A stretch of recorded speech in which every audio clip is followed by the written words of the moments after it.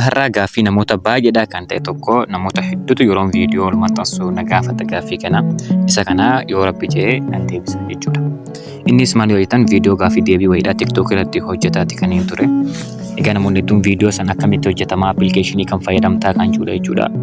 Viidiyoo sana hojjechuudha aappii tokko qofa isin barbaachisa yookiin Kayin Maasterii yookaan ammoo Kaapkaat ta'uu danda'a jechuudha. Fakkeenyaaf ani Kaapkaatii fayyadamee isinitti agarsiisu garuu Kaapkaatiin seef godhuufis daataa barbaada waan ta'eef osoo Kayin Maasterii buufattanii bareedaadha. Kayin Maasterii bilbilarraa sababaan hin qabneefi ammaaf garuu Kayin Maasterii asirraa arganeessa jiru asirraa Kayin Maaster Pro jettaniiti yeroo Kayin Maaster Pro jettanii barreessuu qabdanii Kayin Maaster Pro moodii kana asirraa buufatanii liinkii jalqabaa kanarraa asiin Kayin Maasterii buufatuu qabdan. Ammaaf ammoo inni Kaapkaatirraa isinitti agarsiisu. Kaapkaatii keessa seenee isinitti agarsiisu.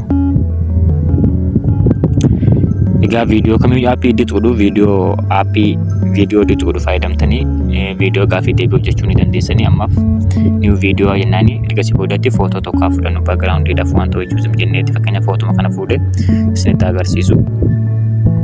Isa kana baakgiraawundii isaa footoon kun akka inni mul'anne jechuu maal gootanii asitti baakgiraawundii gootanii ergasii boodatti kalarii jijjiirtanii jechuudha halluu baakgiraawundiidhaa isiniif ta'u jechuudha fakkeenyaaf kanarratti haa hojjedhuun. Ergasii isa kana tuqtanii asitti opacity kan yookaan irraa kan naqan jechuudha. Kanaaf baakgiraawundiin kalarii isin barbaadan irratti deebi'ee jira jechuudha. Ergasii boodatti ishiin tuni aspect ratio kan jettu kun viidiyoo akka yuutuubiif dalgatti hojjechuu yoo barbaadanidha. Inni kun ammoo dhaabbacheetti hojjechuu yoo barbaadanidha jechuudha. Egaa kana filannee boodatti isa kana yeroo akkasitti tuqxan jechuudha. As qabdanii viidiyoon keessan sun gaaffii tokkoffaan hagam dheerataa isa juusan filachuudha. Fakkeenya sekoondii 16 irratti sirriitti isinitti agarsiisu. Ergasii boodatti gaaffii barreessuudhaaf teekstii keessa seenaa teekstii yeroo jettanii akkasitti isinii baasaa jechuudha. Maal jedhaa barreessu fakkeenyaaf gaaffii tokkoffaadha. Gaaffii tokkoffaa azim jedhee magaalaan guddoon Itoophiyaa maal jedhamti? Fakkeenyaaf kun gaaffii tokkoffaadha jedhu magaalaa guddoon Itoophiyaa maal jedhamti jettanii yeroo gaaffii akkasitti barreeffattan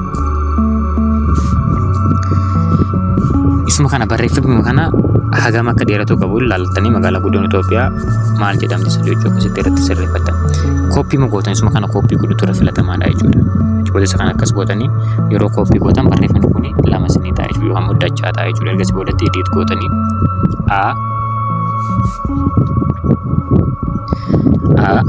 Finfinnee kun Finfinneedha jechuudha. Amma baakgiraawundii isaan kanadha wal fakkeessuudhaaf asitti istaayil kan jedhu kana tuqtanii iddoo kana baakgiraawundii isa kanarra gootanii jechuudha. Yeroo isa kanarra gootan baakgiraawundiin fakkeenyaaf adii kanaan haa hojjennu. Barreeffama immoo kalarii barreeffamicha jijjiiruudhaaf destii bira dhufnaaf fakkeenyaaf teekistiin sun gurraacha haa ta'u. Kan biraa baadha jechuudha. Baas akkasumatti akkuma salasiin dappilikeet gootanii baa goona fakkeenyaaf isa kana barnootaaf akka ta'u qofaaf jechuudha. Damee hojjennaa waan ta'eef baa Adaama. Egaa bifuma kanaan caa addaa jettanii itti fufuu dandeessan jechuudha. Fakkeenyaaf isaan kana lamaan qofa irratti haa hojjedhuuni. Amma gaaffii magaalaa guddoon Itoophiyaa maal jedhamti? Finfinnee baa Adaamaa jechuudha. Amma bakka deebiiti. Erga dubbiftanii keessatti buufatatti isa deebiitu fakkeenyaaf Finfinneen deebiidha gamtaa ta'e asitti ispileet kan jettu kana tuqtanii as dhufuudhaan isa kana baakgiraawundii isaa jijjiirtanii jechuudha. Istaayilii bira dhuftanii deebiin gamtaa isaa jechuudha baakgiraawundi fakkeenya isa baakgiraawundii ta'e deebiin isaadha akka yookaan immoo keellootti jechisiistu qalamii barbaadan keessaa filatan fakkeenyaaf keelloo irratti deebiin isa kana jechuudha. Amma deebiidha guutu asitti magaalaa guddoon Itoophiyaa maal jedhamti? Finfinnee jenna. Magaalaa guddoon Itoophiyaa isa kana akkasitti sirreessuu dandeessan achi eessitanii jechuudha. Isa kana ergasii asitti. Kana jechuun fakkeenyaaf magaalaa guddoon Itoophiyaa maal jedhamti? Finfinnee baa Adaamaa. Deebiin Finfinnee. Kan biraadhaa immoo barreeffama viidiyoo gadi lakkaa'usan jechuudha. 5 irraa akkasitti 5, 4, 2 jee gadi kan siif lakkaa'usan isa sana immoo yuutuubii keessa seentanii buufattan. Yuutuubii keessa seentanii maallattanii barreessanii iddoo yuutuubii iddoo seerchi irratti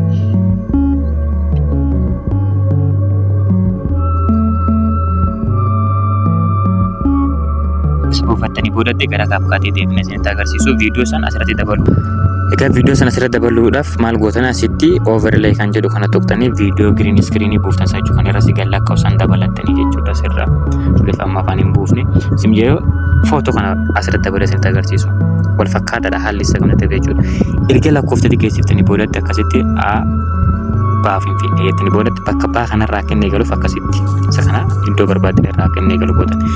Ergasii green screen isaa san yookaan ammoo halluu magariisa san irraa balleessuudhaaf akkasitti viidiyoo keessan sanatti tuqattan. Erga viidiyoo tuttanii boodatti achi oofuudhaan ishii kana background kan jedhamu jira jechuudha. Asitti remove background gootanii chroma key gootan. Yeroo chroma key gootan san halluu bifa kamiiti kana asirraa balleessuu barbaaddan. Fakkeenyaaf halluu magariisa kana balleessuu yoo barbaade isa kana halluu magariisa maal godhaa achirraa balleessaa jechuudha. Halluu magariisa san irraa balleessee lakkoofsa qofa isinii baasa jechuudha. Egaa bifa kanaan viidiyoon gaafii fi deebiidhaa sun kan hojjetamu. Fakkeenyaaf isa kana ilaalaa amma fa'aa dubbisu. Magaalaa guddoon Finfinnee. Magaalaa guddoon Itoophiyaa maal jedhamti? Finfinnee baa Adaamaa. Inni kun lakkaawee yeroo dhume deebiin akka guutamuuf maal gootan isin fakkaate asitti fakkeenyaaf baa kanarratti deebii akkasi guutame isa kana asiin irraa kuttanii jechuudha. Kana achi kan jiru. Amma inni kuni bakka national ID kunitti maal jiru gadi lakkaawaa jira jechuudha. 5 3 2 jedhee viidiyoo sun lakkaawee yeroo dhumetti deebii akkasitti isin guutaa jechuudha. Egaa bifuma kanaan isa kana yeroo viidiyoo gaafii lammaffaa yeroo dabaltan isa kana maal gootanii duplicate yookaan ammoo asitti innoo duplicate kan jedhu kan wantu ta'e lama ta'a jechuudha. Kanaaf backgroundiin kun akkasitti isin dabalaa deema. Asa malee tuqxanii duplicate wal fakkaataadha. Aappii kan maasterii jedhi kan CapCut jedhi. Ergasii boodatti erga viidiyoo hojjettanii xumurtanii boodatti save godhachuudhaaf asitti kunoo export kan jedhu kana tuqxanii jechuudha. CapCutiin beeksisa asirratti fida data malee save isin godhu. Kanaaf kan master Pro jettanii Chrome keessa intanii aappii san buufattanii ittiin hojjettan jechuudha. Bilbila kootirra sababa hin jirreef isinitti agarsiisuu hin dandeenye. Garuu wal fakkaataadha.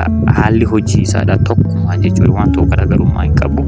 Galatoomaa chaanaalii keenya kanaaf haaraa yoo taatan subscribe godhaa. Akkasuma immoo viidiyoo kana nama fayyadu waan qabuuf nama ni fayyada waan akkanaa inni hojjete jettee yaaddu irratti share godhiin isiniin jaa. Galatoomaa nagaan naaf jiraadha.